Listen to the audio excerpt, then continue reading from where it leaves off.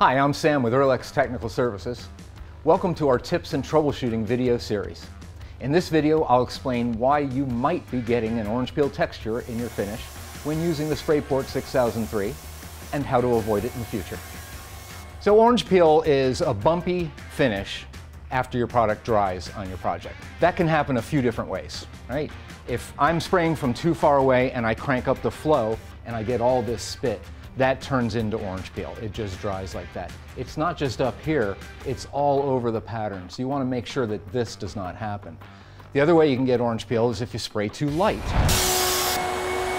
That's too light a coat, so you tend to want to go over that 4 or 5 times, and all I've done is put 5 coats of orange peel on there. What you should be doing is 1 slow coat. That's all there is to it. Another reason you might be getting orange peel is that the finish is just drying too fast on the project. You need to extend that dry time. With any water-based materials, you can use a paint conditioner. Something like Wagner's Paint Easy does a great job at extending that dry time and allowing it more time to level. We hope these tips have helped you. But if you have more questions, call us at the number at the bottom of your screen, watch more videos on our website, or live chat us at earlex.com. Thanks for watching.